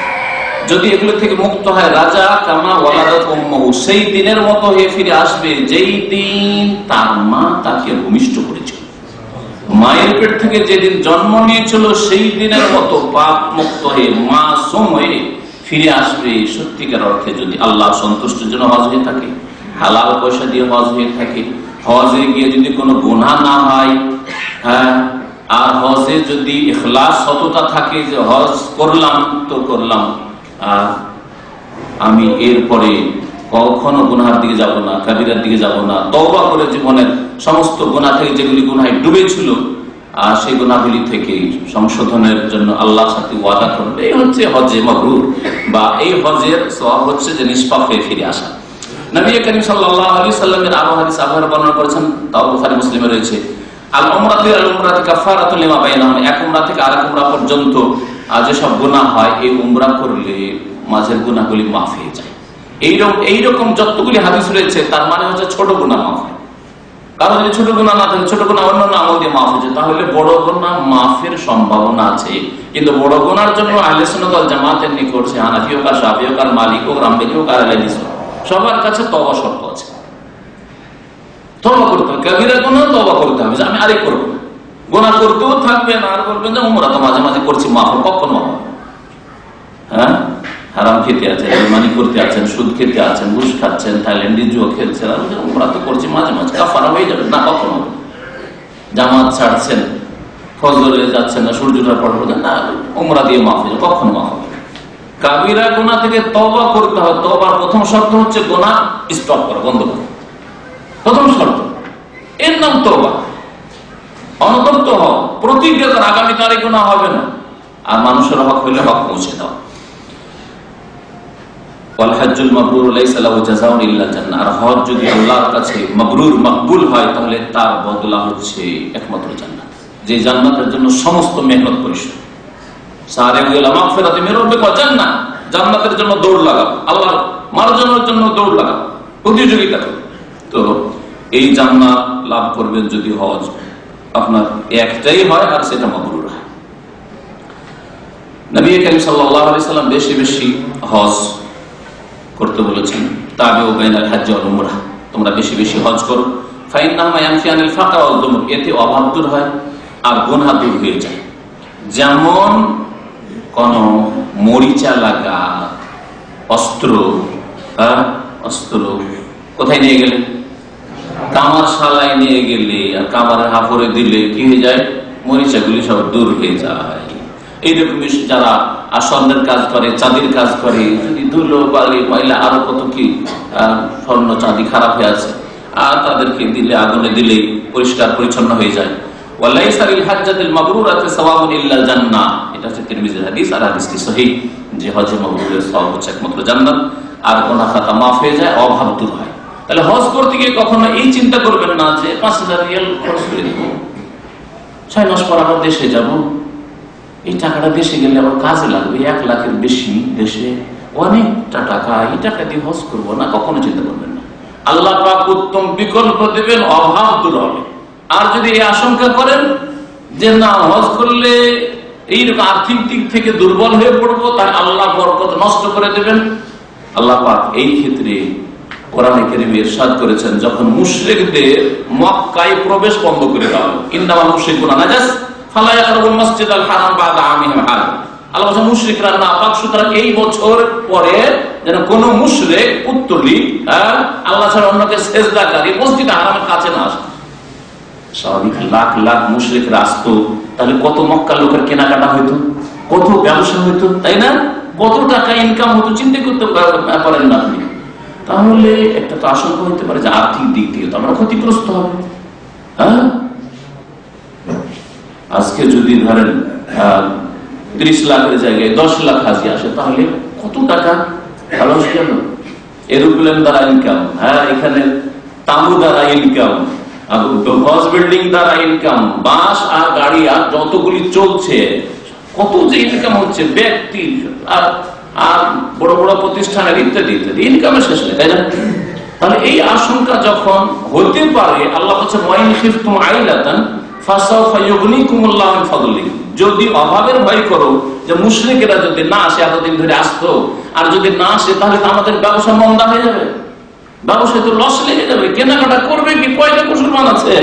ফাসাউফা ইউগনিকুমুল্লাহু মিন ফাদলিহি, আল্লাহ তার ফজল করম অনুগ্রহে তোমাদেরকে সচ্ছল করে দেবেন, অভাব মুক্ত করে দেবেন, কিন্তু মুশরিককে ঢুকতে দিবেন না। আল্লাহ বলছেন, তার কি বোঝা যাচ্ছে?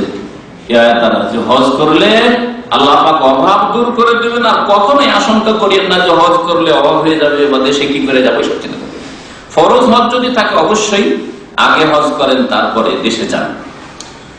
মহিলাদের জিহাদ হচ্ছে হজ উমরাহ। নবী কারীম সাল্লাল্লাহু আলাইহি সাল্লামের হাদিস,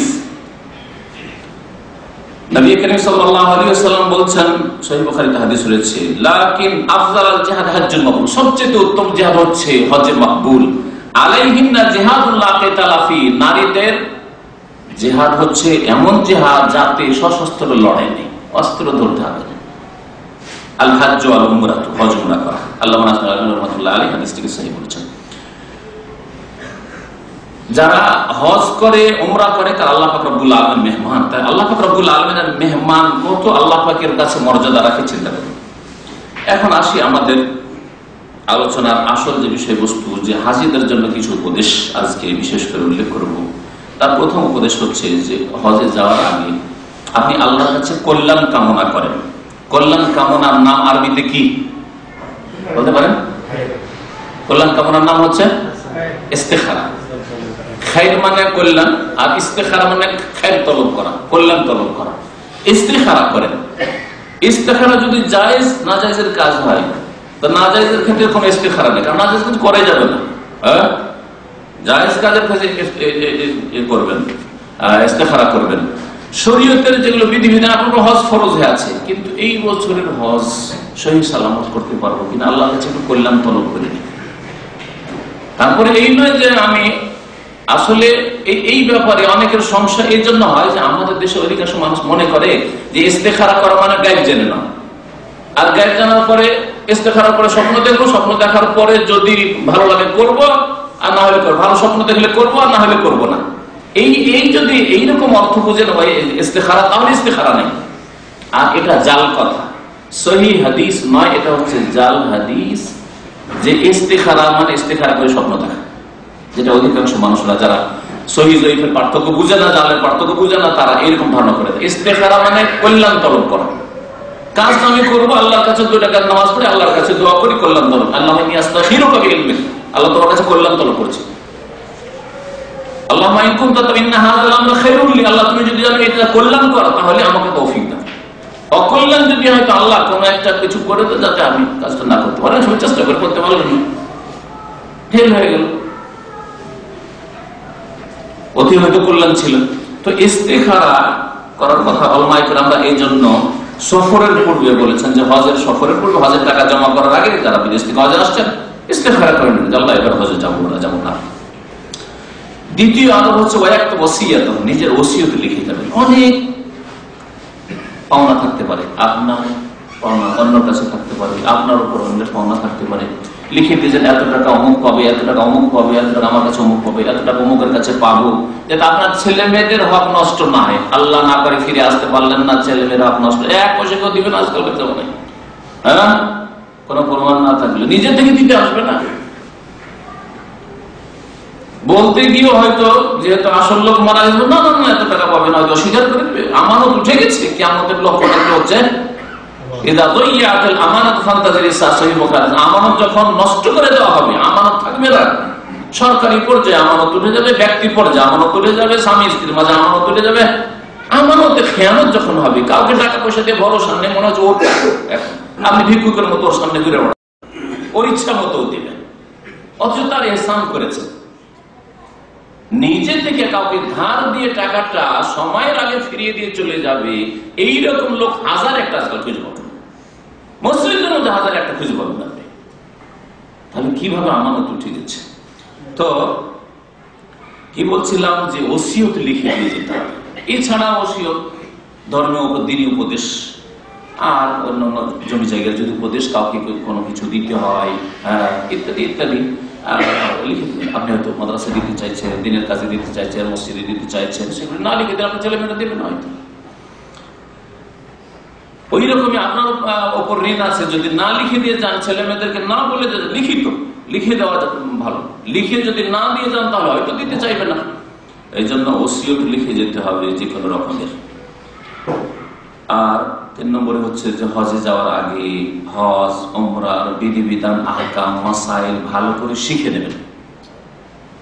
এবং যেখানে সন্দেহ লাগছে যে এটাতে কি হবে, এটা হবে না ওইটা হবে, সন্দেহ হলে সে সম্পর্কে জিজ্ঞাসা করেন ভালো আলেমদেরকে।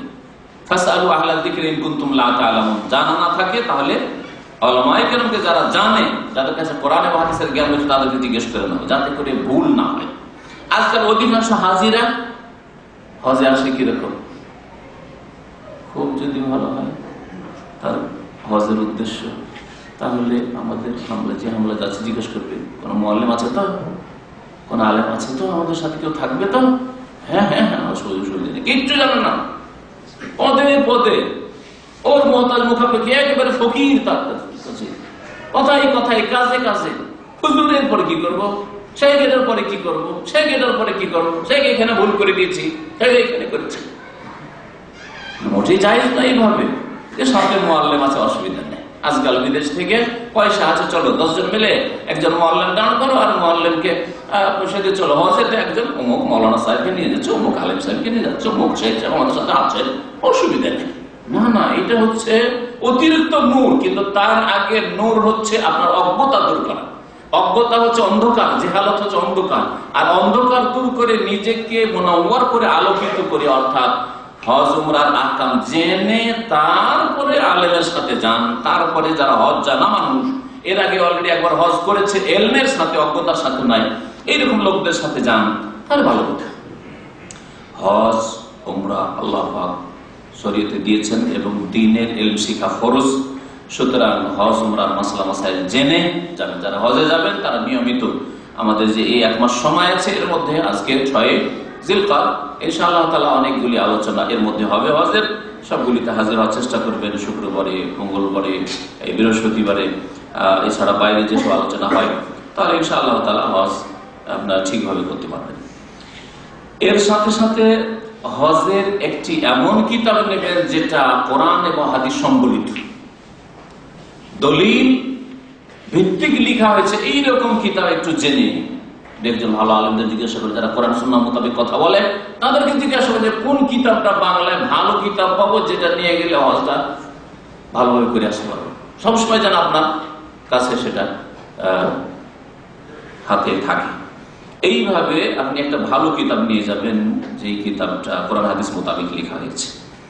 5 নম্বরে, এর বিপরীত এমন কোন কিতাব কিনবেন না যেই কিতাবগুলি রাস্তায় ফুটপাতে বিক্রি হয়, মিকাতে গিয়ে বিক্রি হোক, অথবা যেখানে এয়ারপোর্টে দেখছেন বিক্রি হচ্ছে। হ্যাঁ, যদি সৌদি সরকারের পক্ষ থেকে দেওয়া হয়, জাযাকুমুল্লাহ খাইরান, যেমন এয়ারপোর্টে নামলে প্রত্যেক হাজিকে কিছু হাদিয়া দেওয়া হয়, তার মধ্যে একটি কিতাব দেওয়া হয়, কোরআন কারীমের তরজমা ওই দেশের ভাষায় দেওয়ার চেষ্টা করা, এগুলি আছে আলহামদুলিল্লাহ, এখানে সুব্যবস্থা আছে, তো ঠিক আছে ওটা।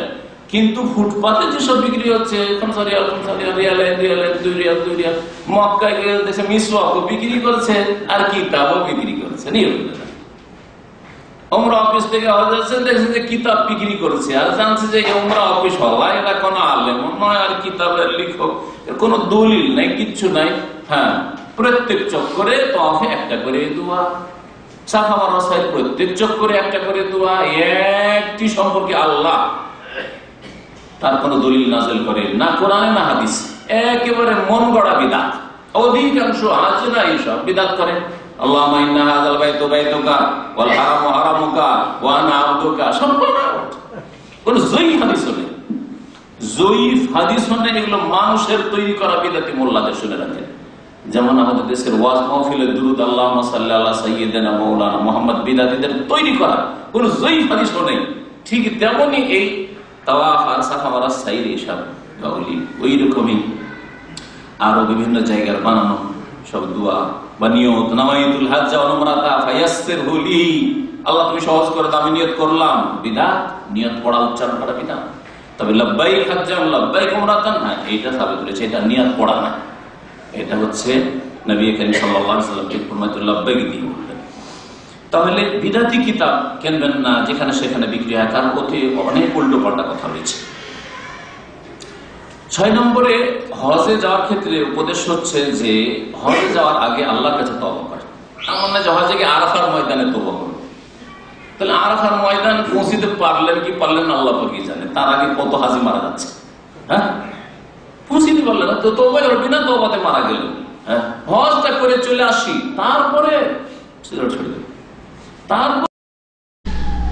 তওবারই অন্তর্ভুক্ত হচ্ছে আরেকটি উপদেশ, সেটা হচ্ছে যদি কারো উপর জুলুম করে থাকেন আর সেটা পরিশোধ করা সম্ভব হয় তাহলে পরিশোধ করবেন, সেটা ফরজ। ঋণ যদি থাকে ঋণ পরিশোধ করে যাবেন, নাহলে তার কাছ থেকে অনুমতি নিয়ে যাবেন। হ্যাঁ, ঋণ রেখে দিয়ে চললেন, দেশে ছুটি কাটিয়ে চলে আসে 6 মাস পরে। হ্যাঁ, ঋণ আছে, এক্সিট চলেই গেছে, খবরই নাই, ঋণদাতাকে খবরই নাই। বহু ঘটনা এখানে শোনা যায়। আরে তাও যদি আবার নামাজি দেখা যায়, নামাজি লোক ইসলামের 2-4 দিন আসছে, আর শোনা যাচ্ছে অমুকের কাছে 5,000 রিয়াল নিয়েও চলে গেছে, এক্সিটে খবরই নেই। আউযুবিল্লাহ, এই চরিত্র যদি হয় তাহলে আপনাকে আল্লাহ পাক কিভাবে মাফ করবেন? মানুষেরা কখনোই মাফ হবে না। এইরকমই যদি কারো আমানত থাকে, আমানত ফিরিয়ে দিয়ে যান। আপনি নাও ফিরতে পারেন, আপনার বাড়িতে আমানত আছে, কারো আমানত রাখা আছে, তাহলে ভাই আপনার আমানতটা নিয়ে যান। আপনার ঘড়ি রাখা আছে, আপনার মোবাইল রাখা আছে, আপনার স্বর্ণ রাখা আছে, সুতরাং এটা নিয়ে যান। কারণ আমি আল্লাহ জানে ফিরবো কি ফিরবো না, তারপর আমি রুমে থাকবো না, হারিয়েও যেতে পারে, নিয়ে যান। হজের জন্য জুলম যদি কারো উপর করে থাকেন তাহলে মাফ নিতে হবে, আর কারো যদি হক নষ্ট করে থাকেন আর সেটা পরিশোধ করা সম্ভব হয় পরিশোধ করতে হবে। আর এতে অধিকাংশ মানুষের ঘাটতি রয়েছে। কত যে জুলুম করে রেখেছে, না মনোমালিন্য হয়ে আছে, চলে গেল হজ করে চলে আসলো, ওই রকমই অবস্থা আছে। হিংসা বিদ্বেষ আছে, অন্তরকে সাফ করলো না, হজ করে চলে আসলো, মাশাআল্লাহ হাজী সাহেব চলে আসছে। জমি জায়গায় বেমানি করে রেখেছে, আইল চেপে রেখেছে, ও হজ করে চলেই গেল, আবার ঠিকই আছে। না, এরকম যেন না হয়। হজে যাবেন, যতদিন থাকবেন তার জন্য আপনার প্রয়োজনীয় খরচের ব্যবস্থা নিয়ে যাবেন। আপনি এমন ভাবে অভাবী হয়ে যাবেন না যে ওখানে যাওয়ার পরে টাকা শেষ, কি করবেন? ভিক্ষা করা শুরু করেছে, যেমন কিছু লোকের পেশা। আর অধিকাংশ লোক যারা ভিক্ষা করে এরা পেশাদার, এরা আসলে হবে না ইল্লা মাশাআল্লাহ। আর অন্তর্জামী মানুষ নয় আল্লাহ ছাড়া, এই জন্য কে যে আসল হকদার বলা যাবে না। অনেকে হয়তো তার হয়তো চুরি হয়ে গেছে অথবা কোনো সমস্যা হয়ে গেছে, অভাবী থাকতে পারে, দেন, কিন্তু চেহারা দেখে, সকল সুরাত দেখে, তার আখলাক চরিত্র দেখে নিশ্চিত হয়ে খানিকটা। কারণ এই ব্যবসা খুব বেশি চলছে, এই সিজনকে ব্যবসায় পরিণত করা হয়েছে। কারণ মানুষের অন্তর ভালো থাকে, আরাফার দিনে ভিক্ষুকের অভাব নেই, হজের মৌসুমে ভিক্ষুকের অভাব নেই। না, এইরকম যাতে না হয়, এইরকমই যাবেন আপনি। রমজান মাসে যদি আমরা দেখেছি মক্কাতুল মুকাররমা মদিনায় এই লাইলাতুল কাদার গলিতে সুবহানাল্লাহ কোথা থেকে যে ভিক্ষুক আসে, আর ভিক্ষুক একটা পুলিশ দেখলে পালাইতে শুরু করে, একবারে মানুষকে ডিঙ্গে ডিঙ্গে পালাইতে শুরু করে। তখন আর খোড়া থাকে না, খড়ি খড়ি হাঁটছিল, আর যে পালাইতে শুরু করলো তখন কিছুই নেই। আপনার যা প্রয়োজন তা নিয়ে যাবেন, যাতায়াত খরচ, সেখানে খাওয়া খরচ, রাস্তা খরচ, আরো যেসব জিনিস লাগে। যেমন শীতকালে হজে যাচ্ছেন, তাহলে শীতকালে শীতের বস্ত্র নিয়ে যেতে হবে। তো যখন যেভাবে যাচ্ছেন ওই রকম কিছু নিয়ে যেতে হবে। এছাড়া ওলামারা বলছেন যে হজে যাবেন তখন আপনার একটা মিশক নিয়ে যাবেন। অনেকে মিশকটা নিতে ভুলে যায়, আর দাঁত দেখা যায় না তাদের দিকে, দাঁত পাশে মুখটা নিয়ে যায়, কথা বলছে, কথা বলছে, আর দুর্গন্ধ দাঁড়ানো যায় না। মাঝে মাঝে আমাদের টেবিলের সামনে এসে দাঁড়িয়ে কথা বলছে, বাবারই কষ্ট, বসে থাকা মুশকিল না। আপনার মুখের অবস্থা এরকম কেন হবে যে সামনে কথা বললে থাকা যায় না? কিছু লোক আছে যারা বিড়ি সিগারেটের গন্ধের জন্য ও বুঝছে যে আমি তো মিসওয়াক করে এসেছি, না ব্রাশ করে এসেছি, এই করে এসেছি, পেস্ট ব্যবহার করে এসেছি, কিন্তু আসছে। আর কিছু লোক আছে না, ও মুখকে এমন করে ময়লা করে রাখছে, অসুস্থতা হয় সেটা আলাদা কথা, সেই ক্ষেত্রে মাসুর। কিন্তু আপনি দাঁতকে এমন ময়লা করে রাখবেন, অপরিষ্কার করে রাখবেন যে অন্য লোক কষ্ট পাবে, নামাজে হোক অথবা কারোর সাথে সাক্ষাতের ক্ষেত্রে হোক, কথা বলার ক্ষেত্রে হোক। গাড়িতে পাশাপাশি বসে বসে থাকা যায় না, পাশে গাড়ি চালাচ্ছে আর আমি বসে আছি, এরকম বহু সময় ঘটনা ঘটেছে, পাশে বসা যায় না। এক লিফটে চড়ে লিফটে ওঠা যায় না, এইরকম অবস্থা। মুখের গন্ধ না হয় শরীরের গন্ধ, তো এইরকম যেন না হয়। কোনো মুমিনকে কষ্ট দেবেন না, আপনি নিজে ক্ষতিগ্রস্ত হবেন না, অন্যকে ক্ষতিগ্রস্ত করবেন না বা কষ্ট দেবেন না। এই জন্য তো কাঁচা পেঁয়াজ আর রসুন খেয়ে মসজিদে যাওয়া নিষেধ করা হয়েছে। কেউ যদি খেয়ে নাই, বাড়িতে নামাজ পড়ো তুমি, নবী করিম সাল্লাল্লাহু আলাইহি ওয়াসাল্লাম হুকুম, কাঁচা পেঁয়াজ খেও না নামাজের আগে, যদি খাও তাহলে খবর দেন জামাতে নামাজ পড়তে আসবেন। কাঁচা পেঁয়াজ থেকে কত সড়া গন্ধ, যদি মুখ সাফ না করেন তাহলে দাঁতের গন্ধ, মুখের গন্ধ, কত সড়া গন্ধ, বিড়ি সিগারেটের গন্ধ। তাহলে বিড়ি সিগারেট নবী সাল্লাল্লাহু আলাইহি ওয়াসাল্লামের জামানায় থাকলে হারাম তো স্পষ্ট নাম ধরে বলা হইতো, আর বলা হইতো যে মসজিদে আসা দরকার, মসজিদের কাছ দিয়ে হাঁটবে না, বরং মদিনায় রাখা যাবে না, মদিনা থেকে তাড়িয়ে দেওয়া হইতো। জি, ওই রকমই আপনার চুল দাড়িগুলো সুন্দর করতে হবে, একেবারে বিক্ষিপ্ত না থাকে। দাড়ি রাখা মানে এই না যে দাড়িকে বিক্ষিপ্ত করে এইদিকে ওইদিকে করে রাখেন আর লোকজনকে দেখতে খারাপ লাগছে। একটা চুরুনি রাখেন, প্রয়োজনে একটা আয়না রাখেন, এইরকমই। মানে এমনকি বলছে যে সুরমা, যদি আমি সুরমা কত কাল যে ব্যবহার করি না আমি নিজেই জানি না, কিন্তু ওলামারা লিখেছেন যে যার সুরমা লাগানো অভ্যাস আছে সুরমা লাগান, এই সৌন্দর্য জায়েজ। এইরকমই হজে যাওয়ার আগে আপনি ভালো সাথী সঙ্গী চয়েস করবেন। আজকাল সাথী সঙ্গী কেমন চয়েস করা হয়? দেশি, আমার ডিস্ট্রিক্টের, আমার গ্রামের, আমার কোম্পানির লোক। একবার এক দিনদার ভাইকে বলছি আপনার জন্য ফ্রি হজ আছে, না ফ্রি উমরা আছে, তো এই রমজানের কথা। তো বলছে যে না আমি তো যেতে পারবো না, আমাদের দিনী ভাইরা যাচ্ছে, ওদের সাথে যান, ফ্রি উমরা আছে আপনার। বলছে না যেতে পারবো। কেন? বলছে আমার কোম্পানির কিছু লোক আছে, ওদের সাথে নামাজ পড়ে। বলছে নামাজ পড়ে না, নামাজ পড়ে না, ওদের সাথে উমরা যাবে। আর দিনদার পরেশদার লোকদের সাথে তাকে বলা হচ্ছে উমরা না, উমরা যাবে না। কারণ কোম্পানির সাথী, রুমের সাথী সঙ্গী, না হয় আপনার দেশি ওই ডিস্ট্রিক্টেরই লোক, না ওই ভাষার লোক। না, এইসব সম্পর্ক আমাদের নাই। এইসব সম্পর্ক, আমাদের সম্পর্ক হচ্ছে দিনের সম্পর্ক, আমাদের সম্পর্ক হচ্ছে ইসলামিক আখলাকের সম্পর্ক, আমাদের সম্পর্ক হচ্ছে ইমান এবং আমলের সম্পর্ক। যার ইমান আমল আখলাক ভালো, তার সাথে আমাদের সবচেয়ে বেশি সম্পর্ক। এটা আমাদের সম্পর্কের মানদণ্ড হইতে হবে যদি সত্যিকার অর্থে আমরা মুসলিম হই। ভালো লোকের সাথে গেলে হবে কি, সে আপনার ভালো কাজের ক্ষেত্রে সাহায্য সহযোগিতা করবে, ভুলে গেলে স্মরণ করবে। ফজরে উঠতে পারে না, উঠাবে, তাই না? কিন্তু সবগুলিতে গড়া সড়া নিয়ে যান আপনি, আর আপনি উঠতে পারেন, আপনি ওদের মধ্যে কোন রকম খোড়া একটু ভালো, আর বাকিগুলো একেবারে অকেজো। তাহলে কে উঠাবে আপনাকে ফজরে? বলেন তো দেখি, কে জাগাবে আপনাকে ফজরে? কে আপনাকে আরাফাতে বলবে যে 10 মিনিটের দোয়া যথেষ্ট? আরে বেশি বেশি দোয়া করেন, ঘন্টা ধরে একটু দোয়া করেন, একটু কাঁদেন আল্লাহর সামনে। কে বলবে এই কথাটা আপনাকে? কে বলবে যে এতবার আপনি এই আমলগুলি করেন, এই করেন, এই জায়গায় এই আমল করেন, এই জায়গায় এই করেন? কে শিখাবে আপনাকে? তাহলে জানা লোক এবং আমল করা লোক, ভালো সৎ কর্মশীল, যার ইলম আমল আছে, সে হচ্ছে সৎ, এইরকম লোকদের সাথে যাওয়ার চেষ্টা করবেন। তাহলে ভুলে গেলে স্মরণ করিয়ে দেবে আর সাহায্য সহযোগিতা করবে। যদি কোনো সময় আপনি কোনো পেরেশানিতে থাকেন, টেনশনে থাকেন, তাহলে আপনাকে ধৈর্যের জন্য উপদেশ দেবে, আপনাকে উৎসাহ দেবে ইত্যাদি। হঠাৎ করে আপনার দুঃসংবাদ চলে আসলো দেশ থেকে, আর টেনশনে পেরেশান হয়ে গেছে, না আর হজে থাকা যাবে না ভাই, যাই চলে যায়। যেমন একজন হজে গেছে, কয়েক বছর আগের ঘটনা, হজে যাওয়ার পরে ফ্যামিলি নিয়ে গেছে, আর বিনা তাসরিতে, আসলে আশ্চর্য লাগে, কয়েক হাজার রিয়াল বেতন, 5-এর উপরে হবে, আর সে বিনা পারমিশনে হজে গেছে নিজের গাড়ি নিয়ে। যাওয়ার পরে মেনায় ঘুরতে থেকেছে, গাড়ি কিভাবে ঢুকিয়ে নিয়েছে ঘুরতে, কোনো জায়গায় পুলিশে বসতে দেয়নি। গত 2-3 বছর আগের ঘটনা। বসতে যখন দেয়নি তখন ঘুরে টান দিয়ে ওই রাতে, 8 তারিখ এখনো হয়নি মনে হয়, 7 তারিখে কি 8 তারিখে, যাই হোক, ও তাইফে এসে আমাকে টেলিফোন করছে, চেকপোস্ট পার হয়ে চলে এসেছে। এক গিয়েছিল, ফিরে এসে বলছে তাইফ চলে এসছে, হজ করবো না। সুবহানাল্লাহ, এহরাম বেঁধে গিয়েছে জায়গা মেনাতে, যখন পাইনি ফিরির জায়গা, তখন ফিরে তাইফ এসে বলছে যে এইরকম অবস্থা। এখন মাসলা জিজ্ঞেস করছে, বলেন দেখি এত সস্তা হজ, ফুটপাতে হজ করবে, 5,000 রিয়াল মাসে ইনকাম। আরে একজন লোক 6 মাস ইনকাম করে হজ করে, 6 মাসের বেতন দিয়ে হজ করে, এমন গরিব রয়েছে, আর আপনি 1 মাসের বেতন লাগবে না, আর আপনার এই অবস্থা কেন? এইরকম সংকীর্ণতা। তাহলে এখানে তো আল্লাহ ইখলাস বুঝতে পারছেন যে কত খলুসিয়াত আছে আপনার হজে, আর কত আপনি আল্লাহ পাক রব্বুল আলামিনের সন্তুষ্টি চান, সেটা আল্লাহ ভালো করে বুঝতে পারছেন আপনার।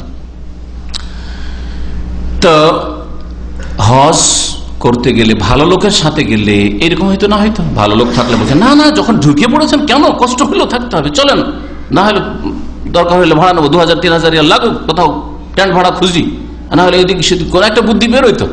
কিন্তু না, আবার ফিরে চলে এসছে। সুবহানাল্লাহ, কি হতো বাগান। তো এই ছিল হজে যাওয়ার আগে উপদেশ, যে ভালো লোকদের সাথে যাবেন, তাহলে সর্বক্ষেত্রে আপনার উপকার করবে। ভালো লোক যদি থাকে তাহলে আপনাকে অসহায় ছেড়ে দেবে না। অসুস্থ হয়ে গেলে আপনাকে হাসপাতালে নিয়ে যাবে, অসুস্থ হয়ে গেলে আপনার অভাব হয়ে গেলে, টাকা পয়সা হারিয়ে গেছে, টাকা পয়সা দিয়ে সাহায্য করবে, হজ করে ফিরিয়ে নিয়ে আসবে। ভালো লোকের সাথে গেলে দিন দুনিয়ার উপকারিতা রয়েছে। এইরকমই হাজিদের জন্য উচিত হবে হজের সফরে যাতায়াতেও এবং হজে গিয়ে সেখানেও মানুষের সাথে উত্তমভাবে কথা বলা, নরম কথা বলা, মানুষকে খাওয়াবার চেষ্টা করা, নিজে অন্যের কাছে খাবো এরকম নয়, ভালো চরিত্র মানুষের সাথে পেশ করা, ভালো আখলাক চরিত্রে তার সাথে আপনি মিলবেন। কারণ সফর করলে মানুষকে চেনা যায়, সফর করলে মানুষকে চেনা যায়। কারণ একজন লোক, এরকম গল্প আছে, বলছে অমুক লোক খুব ভালো, তো বলছে কি করে জানলে ভালো? তুমি তার সাথে সফর করেছো? বলছেন না, সফর করিনি। তাহলে কি করে বললে যে ভালো? আচ্ছা ঠিক আছে, তুমি তার সাথে ব্যবসা বাণিজ্য করেছো, লেনদেন করেছো, আদান প্রদান করেছো, ধার দিয়েছো? সেটাও করি। তাহলে কি করে বললে? দেখতে খুব ভালো লাগলো, দাড়িটা লম্বা মাশাআল্লাহ, আর এখানে দাগ হয়ে আছে, টুপি ছাড়ে না, লোক খুব ভালো, যথেষ্ট? কখনো না, কখনো না। সফর করলে মানুষকে চেনা যায়। আমি সফরে এমনও ভাইদের দেখেছি যে বাসের সিটে বসে আছে, সাথী সঙ্গীরা এনে দিলে খাবে, জুস এনে দিচ্ছে, ব্রেড এনে দিচ্ছে, এটা দিচ্ছে, সেটা দিচ্ছে, 7 আপ দিচ্ছে, আসেন চলেন যাই, হোটেলে যায়, তারপরে যাচ্ছে। সবগুলিতে ও পিছনে পিছনে আছে, ও বসে আছে, বাবু এনে দেন, খাবে। আবার এমন লোক পেয়েছি ভালো মানুষ যে আপনাকে যেতে দেবেন না, বসেন আমি নিয়ে আসছি, বসেন আমি নিয়ে আসছি, আমি যাব। বা একবার আপনি গেলেন, আমি আরেকবার যাব, কমপক্ষে এতটা যে আপনি একবার গেলেন, এবার আমি যাব। সিটে 2টো সিট আছে, বাসা একটা উদাহরণ দিই, কারণ এগুলো বাস্তব। 2টো সিট আছে, সবাই জানলার পাশে একটু বসতে চায়, দুনিয়া দেখতে চায়, আল্লাহ পাকের সৃষ্টি দেখতে চায়, তাই না? দৃশ্য দেখতে চায়। তো যেই ব্যক্তি পাশে সিট পেয়ে জানলার পাশে আছে, তো আছে, 24 ঘন্টার রাস্তা, হয়তো হজে তো 30 ঘন্টাও লেগে যায় মাঝে মাঝে, এখান থেকে দামাম থেকে যেতে। 24 ঘন্টার রাস্তাও জানলার পাশে নিয়েছে, তো নিয়েছে মিসকিনের জন্য। আর তাও মোটা মানুষ হলে তো আরো কষ্ট দেবো, বসে আছে আরামসে, আগে বসেছে সে, তারপরে বাকি জায়গাতে আপনি বসেন, যেমন ভাবে বসবেন তেমন ভাবে বসেন, আমি বসে গেছি না, এরকম না। ওই দেখেন যে না, ওর জায়গায় এখানে আমি অর্ধেকের বেশি নিয়ে নিচ্ছি, এটা আমার জন্য জায়েজ নয়, এটা খেয়াল করবেন। তারপরে গোটা রাস্তা আমি জানলার পাশে আল্লাহর এই সৃষ্টি দেখলাম, আর কিছু দেখতে পেল না, বাসের মধ্যে লোকজনই দেখছে শুধু, না না না, একটু যদি একবার নামলাম, এক পেট্রোল পাম্পে আমি এইদিকে বসলাম, আর একবার এইদিকে বসলাম, ভাই আপনি এইদিকে বসেন, আপনাকে জানো মাশাআল্লাহ কত ভালো মানুষ গো, এটা তো আমার সিটই না, ও তো সিট ওর। তারপর আমাকে বলছেন না এখানে বসেন, আপনি এখানে বসেন, একটু এদিকে বসেন। আপনি চেনা গেল আপনাকে যে আপনি কি চরিত্রের মানুষ। তো হজে এই আদব কায়দাগুলি যেন থাকে। ওই রকমই ধরেন মেনা থেকে মক্কা আসবেন, যাবেন বাসে, একজন সিট পেয়েছেন, একজন দাঁড়িয়ে আছেন, সিট পেয়ে গেছেন, আর 5 ঘন্টা লেগেছে। আমি এমন হজ হয়েছে যে এই 5 কিলোমিটারের পা চলছে না যে হাঁটবো, বিসমিল্লাহ বলে বাসে চাপলাম, 5 ঘন্টা পরে মেনার আরো 2 কিলোমিটার ওইদিকে নামিয়েছে, আবার হেঁটে হেঁটে আসতে হয়েছে এরকম। তাহলে একটা লোক সিট পেয়েছে, 5 ঘন্টা ধরে আরামসে বসে আছে, তো তাকেও আরাম লাগে না 5 ঘন্টা, কিন্তু তারপর তুলনামূলক আর একজন দাঁড়িয়ে আছে, তো আছে না, আপনি একটু খেয়াল করেন, ভাই আমি অনেকক্ষণ বসে থাকলাম, চলেন আপনি একটু বসে যান, আমি একটু দাঁড়াই, কত খুশি হয়ে যায়, বলে না এটা আমার দিনী ভাই, মমিন ভাই, এ মানুষের কষ্ট বুঝি, এ হচ্ছে আসলে চরিত্রবান মানুষ। তো এইরকম যেন আখলাক চরিত্র আপনার হজে হয়, এই ট্রেনিং গুলি যদি আপনার না থাকে, ইসলামিক তরবিয়ত না থাকে, তাহলে শুধু হজ করে লাভ নাই। আপনার কোন রকম হয়তো ফরজটাই আদায় হবে, কিন্তু হজের সেই সওয়াব আপনার হবে না। এইরকমই হজের আর 1-2টি আদব বলবো, সেটা হচ্ছে যে যখন হজের জন্য বিদায় হবেন, তো আত্মীয় স্বজনদের কাছ থেকে বিদায় নেবেন, তাদেরকে দোয়া দেবেন, তাদের জন্য আপনি দোয়া করবেন, আর তারা আপনার জন্য দোয়া করবে, তাদের কাছে দোয়া চাইবেন। এইরকমই আপনার পরিবার ছাড়া বন্ধু বান্ধব আছে, আত্মীয় স্বজন আছে, যারা সামনে আসলে দেখা সাক্ষাৎ হলো, গ্রামের লোক, ওদের কাছ থেকে দোয়া নিয়ে গেলেন, যেখানে আছেন এখানে যেমন দোয়া নিয়ে গেলেন, আপনি দোয়া দিয়ে গেলেন, আস্তাউদিউকুমুল্লাহ, যেমন দোয়া নবী করিম সাল্লাল্লাহু আলাইহি ওয়াসাল্লামের হাদিসে রয়েছে, দীনাকুম আমানাতু খাওয়াতিম আমালিকুম, আরেকজন বলে আস্তাউদিউল্লাহি লা তাযি ওয়াদায়াহু, এইসব পড়বেন। যদি আরবিতে না জানা থাকে, আল্লাহ আপনাদের হেফাজত করুন, ফি হিফজিল্লাহ, আল্লাহ ফি আমানিল্লাহ, আল্লাহ ভালো রাখো আল্লাহ আপনাদেরকে, আপনি মুসাফির, আপনার দোয়া কবুল হবে, আর আপনি ওদের কাছ থেকে দোয়া পেলেন, দোয়া করবেন আমার জন্য, আল্লাহ যেন আপনাকে হেফাজতে সহি সালামতে নিয়ে যায়, সহি সালামতে ফিরে আসে। কত সুন্দর হইল।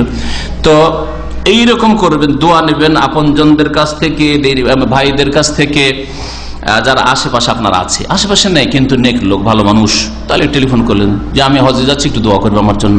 হ্যাঁ, সে দোয়া দিল, আপনার কাছ থেকে দোয়া চাইল। শেষখানে বলবো যে বাড়ি থেকে বেরিয়ে বাড়িতে ফিরা পর্যন্ত নবী করিম সাল্লাল্লাহু আলাইহি ওয়াসাল্লাম থেকে যেখানে যেখানে যেই সুন্নতি দোয়াগুলি রয়েছে, সেই দোয়াগুলি ভুলবেন না। বাড়ি থেকে বের হওয়ার সময় দোয়া, গাড়িতে চাপার দোয়া, কোনো নতুন জায়গায় নামার দোয়া, হ্যাঁ, এছাড়া যেসব বাথরুমে যাওয়ার, বাথরুম থেকে বের হওয়ার, এইভাবে অনেক দোয়াই রয়েছে, অনেক জায়গায় রয়েছে। এই দোয়াগুলি পড়বেন যাতে করে আপনার সফর আল্লাহ পাকের হেফাজত হয়, আর আল্লাহ পাক রব্বুল আলামিন যেন আপনার হেফাজত করেন, আল্লাহ পাক যেন আপনার সফরে বরকত দান করেন, এই আশা নিয়ে আপনি আপনার সফর করবেন। দোয়ার ক্ষেত্রে বাড়ি থেকে বেরোলে যে মানুষ নিরাপদ থাকে, দোয়া পড়ে বিসমিল্লাহি তাওয়াক্কালতু আলাল্লাহি ওয়ালা হাওলা ওয়ালা কুওয়াতা ইল্লা বিল্লাহ দোয়া। গাড়িতে চড়লে আল্লাহ পাক হেফাজত করে বালা মুসিবত থেকে। তারপরে সফরের আলাদা দোয়া রয়েছে, গাড়িতে চড়া ছাড়া ওই দোয়াগুলি, এগুলো আরবিতে পড়তে হবে। এগুলোতে আপনি না এই নয় যে বাংলাতে যা ইচ্ছা বলে নেন, না, নবী সাল্লাল্লাহু আলাইহি ওয়াসাল্লাম থেকে মাসুর যেহেতু হাদিসের দোয়া রয়েছে, সুতরাং এই দোয়াগুলি নবী করিম সাল্লাল্লাহু আলাইহি ওয়াসাল্লাম যেভাবে পড়েছেন ওইভাবে পড়ার চেষ্টা করবেন। নতুন জায়গায় নামলেন, কি পড়বেন দেখি আপনাদের কতটা জানা আছে। প্রথম গিয়ে মেনায় নামলেন, ধরেন আপনার তাবুতে নামাইলো এখানকার লোকের, ওখানে গিয়ে পড়া আউযু বিকালিমাতিল্লাহি তাম্মাতি মিন শাররি মা খালাক, কোনো কিছু ক্ষতি করবে না। আরাফায় নামলেন এক জায়গায়, ওইটা পড়লে আউযু বিকালিমাতিল্লাহি তাম্মাতি মিন শাররি মা খালাক। মুজদালিফায় রাতে নামলে আউযু বিকালিমাতিল্লাহি তাম্মাতি মিন শাররি মা খালাক। মক্কায় গিয়ে হোটেলে নামলেন আউযু বিকালিমাতিল্লাহি তাম্মাতি মিন শাররি মা খালাক। যে কোনো সফরে, শুধু হজের সফরে নয়, হজের সফরে নয়, দেশে যাচ্ছেন এয়ারপোর্টে নামলেন, এয়ারপোর্টে নামতে কত রকমের অনিষ্ট সামনে থাকতে পারে, তার সম্মুখীন হইতে পারেন, কত রকমের কষ্টদায়ক কিছু হইতে পারে। আউযু বিকালিমাতিল্লাহি তাম্মাতি মিন শাররি মা খালাক। আমাকে আজকে এক মদিনা ইউনিভার্সিটির ছাত্র ভাই বলছেন যে বাংলাদেশে গেলাম সফরে, আর 3 মাস থাকলাম আলহামদুলিল্লাহ, আর কত জায়গায় যে কত ফিতনা ফাসাদ আর মিছিল আর মারপিট আর ভাঙচুর দেখলাম, কিন্তু যেখানে নামি বলছে আপনার বক্তব্য ছিল সফরের আদব, আমার আরেকের বক্তব্য আছে, ওই বক্তব্যটা শুনে গেছিলাম, আর শোনার পরে যেখানে নামি পড়ি আউযু বিকালিমাতিল্লাহি তাম্মাতি মিন শাররি। বলছে রাজশাহী নামলাম আউযু বিকালিমাতিল্লাহি তাম্মাতি মিন শাররি, ঢাকায় গিয়ে নামলাম আউযু বিকালিমাতিল্লাহি তাম্মাতি মিন শাররি মা খালাক। ও ফ্যামিলি নিয়ে আসবে, ফ্যামিলি ভিসা নিয়ে গেছে, তো বলছে যে গেলাম এজেন্টের কাছে, আউযু বিকালিমাতিল্লাহি তাম্মাতি মিন শাররি মা খালাক। তাহলে এজেন্ট ধোঁকাবাজি করবে না, এইভাবে সুবহানাল্লাহ। আজকের কথা এটা, আজকেও টেলিফোন করেছে, বলছে সহি সালামতে আল্লাহ পাক ফিরিয়ে নিয়েছেন, কোনো জায়গায় কোনো অসুবিধা হয়নি। এটা হচ্ছে ঈমান, এটা হচ্ছে আপনার ইয়াকিন, এটা হচ্ছে আপনার সৎ আমল। তো এইভাবে জীবন গড়ার চেষ্টা করবেন। আল্লাহ পাক রব্বুল আলামিন যেন আমাদের সকলকে তৌফিক দান করেন, আল্লাহ পাক রব্বুল আলামিন আমাদের সকলের যেন হেফাজত করেন। যেসব ভাই বোনেরা হজের জন্য ইচ্ছা করেছেন, হজ ফরজ হয়ে রয়েছে, আল্লাহ পাক তাদের যেন মনের আশা পূরণ করেন, আল্লাহ পাক তাদের জন্য যেন সফর সহজ করে দেন। আর যেসব ভাইরা হজ করে নিয়েছেন ফরজ বা আরো বেশি করেছেন, আল্লাহ পাক তাদের হজ যেন কবুল করেন। আল্লাহ আমাদের সকলকে যেন জান্নাতুল ফিরদৌস দান করেন। আল্লাহ পাক রব্বুল আলামিন দিন দুনিয়ায় যেন আমাদের সুখী করেন। আল্লাহ পাক রব্বুল আলামিন 5 ওয়াক্ত ফরজ নামাজ আমাদের আদায় করার তৌফিক দান করেন। ফজরের সালাত জামাত সহকারে পড়ার যেন তৌফিক দান করেন। সুবহান রাব্বিকা রাব্বিল ইজ্জাতি আম্মা ইয়াসিফুন ওয়া সালামুন আলাল মুরসালিন ওয়ালহামদুলিল্লাহি রাব্বিল আলামিন। হজে আসার সময় যে দেশে একটা খানা করে, হজে আসার সময় আমাদের ভাই জিজ্ঞাসা করছেন দেশে খানা করে জায়েজ আছে, এইরকম খাবার কথাই নবী রাহমাতুল্লাহ আলাইহি সহিহ মুসলিম ভাষ্যে উল্লেখ করেছেন।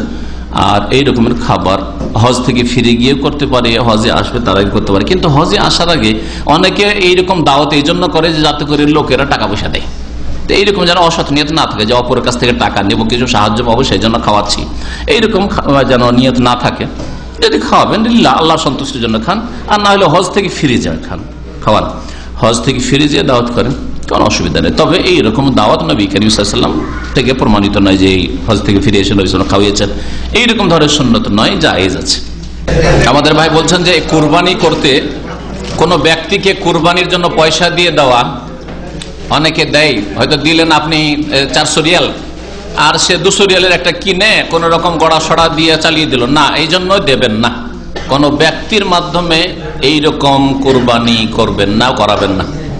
নিজে গিয়ে পয়সা জমা দেবেন, আর না হয় নিজে গিয়ে জবাই করবেন, নিজে গিয়ে জবাই করবেন, অথবা নিজে গিয়ে ব্যাংকে পয়সা জমা করে দেবেন। এই সরকারি যেটা কুরবানি হচ্ছে সেটা সবচেয়ে ভালো কুরবানি, আর ওর চাইতে ভালো নিজের হাতে জবাই করেন, নিজের হাতে কেনেন, দেখে নেন খাসি কত দাম, আর তারপরে যেটা জবাই করতে বলবেন, যেটার দাম দিলেন সেটা জবাই আপনার চোখের সামনে, সবচেয়ে ভালো এটা।